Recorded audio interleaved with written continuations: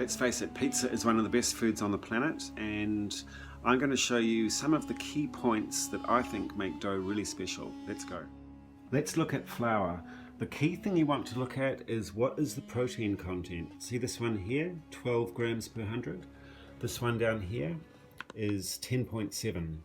So 10.7 grams of protein is like a standard flour for making cakes and things. 12 grams is what you'd call a strong flour for making bread. In this pizza dough, we're going to use half standard flour, half strong flour. The stronger the flour, the more chewy, but also the more it'll trap the gas, and the more it'll enable that to become a really fluffy and aerated dough. 1 kilo of flour to 700 grams of water. And you can see there on the right is the half amount. 30 grams of salt per kilo of flour. 700 grams of warm water. 3 teaspoons of dried yeast.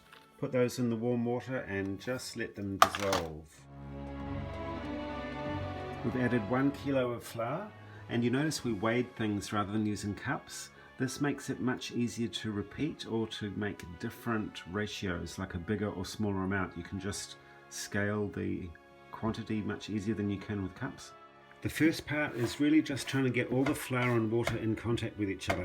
I actually find the easiest way to do this is to stick my hand in there and just squish it all around. All you're trying to do is get it really even. We're not trying to do any actual kneading work or anything. We're just trying to get all of that flour and water into one continuous lump. So it's going to stick to your hands everywhere. Easiest way to get that off is just to get a bit of water on the other hand and pull the dough off your fingers using wet fingers. Put it together into a lump, and we're going to leave that to rest now for about 40 minutes. And you'll notice here I didn't put any salt in with the water. We're going to let the flour and water get to know each other first. Why? One word, osmosis. We don't want salt making it harder for the water to get into the flour.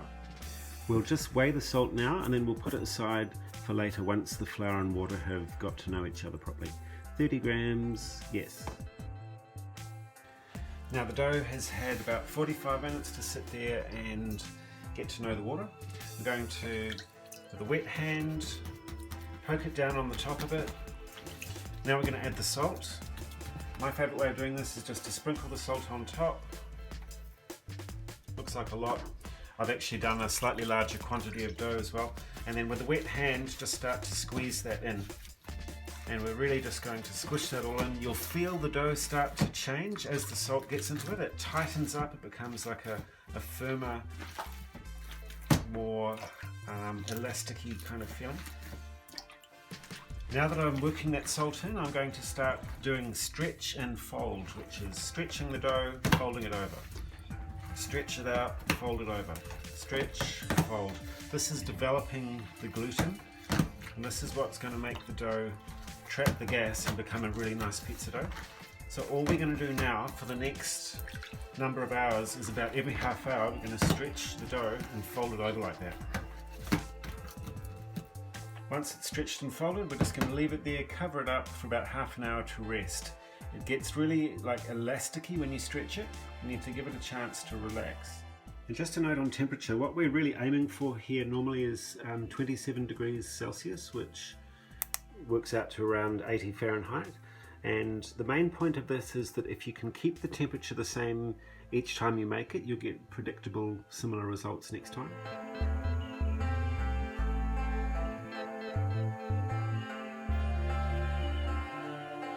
So this dough's had half an hour resting.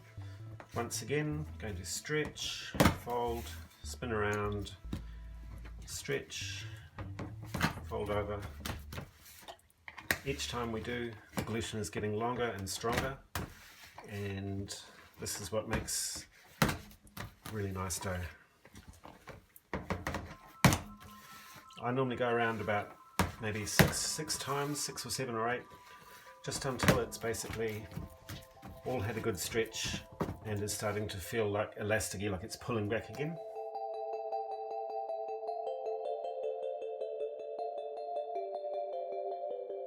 Okay, so the dough's been fermenting now for about 4 hours. Every half hour I've given it a stretch and fold, and it's ready now to do what we call rounding, or like dividing and rounding. So, bit of flour on the bench there, I'm going to tip the dough onto it, just pull it out of its container. See, it's all lovely and stringy and stretchy. So this next bit is about dividing the dough up into regular sized pieces, and then think of the gluten like a big mat of rubber bands, and we're going to round the balls of dough up so that all the gluten becomes like a circular structure inside. So I'm going to chop a piece of dough off like that. Just going to put them off to one side at the start.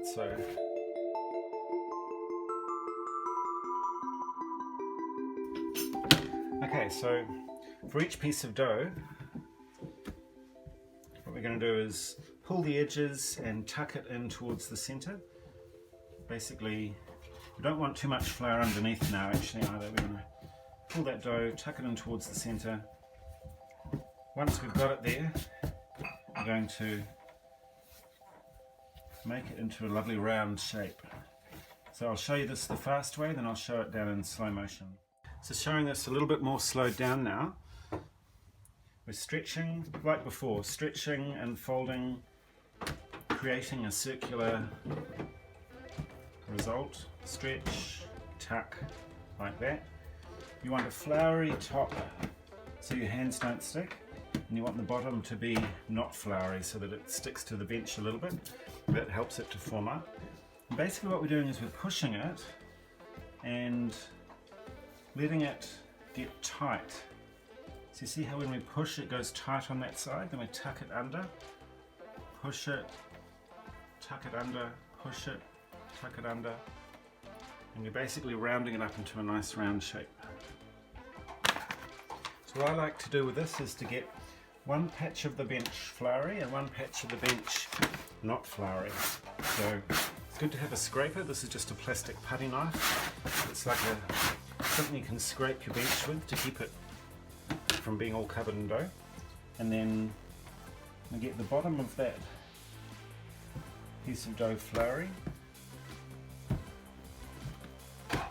pull and tuck it around like this to get the top of it floury like that on the bench, and then that lets us create a lovely round shape. You basically want to get it as tight as you can on the top without breaking the pieces of gluten.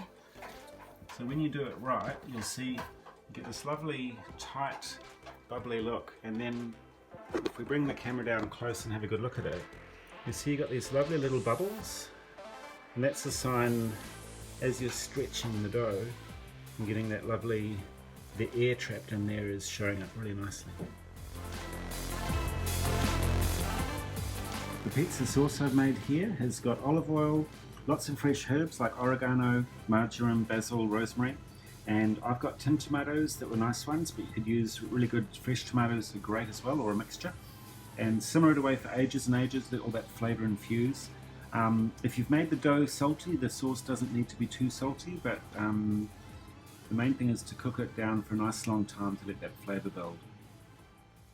So once your dough has been lying on the bench and resting for about like half an hour or so, that's the time when you can get the dough, put a bit of flour on each side so it's not going to stick, and then first step is just to stretch it out a bit. So I like to do this in two parts.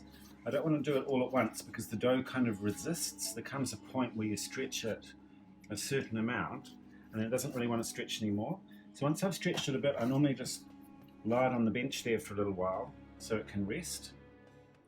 Now what I'm going to do here is stretch out one that I've done the first stretch on earlier. So I'm putting a little bit of cornmeal on my tray. This is the one I stretched out a bit earlier, so you see it's already partly stretched. I'm just going to, using my fingers, like you don't want to use a rolling pin because you're going to squash all the life out of the dough. So with this one here, I'm just stretching wherever there's a thick bit, I grab it and stretch it apart a bit. And now that because it's had the first stretch already, it's willing to go and stretch further now. So it ends up getting to a point where you've stretched it out quite nicely, it's thin, and that's then ready to go in the oven. Okay, so if we're going to cook it on the outside fire, we've got the dough waiting on this. We've got a hot plate sitting over the fire with some cornmeal on. Do a real quick slide onto there, and then just going to basically pull the edges out a bit to stretch that dough, make it a bit thinner and nicer. Watch out, don't bite you. And so once that cooks for a bit on one side, we're going to flip it over.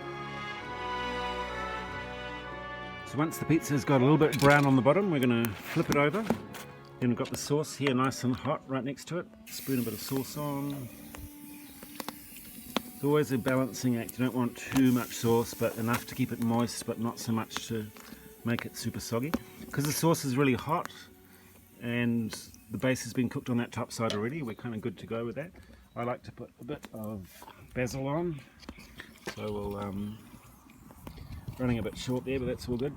And then 2 more great ingredients: pinch of salt, which we'll just kind of sprinkle across the whole thing like that, and a good splosh of olive oil.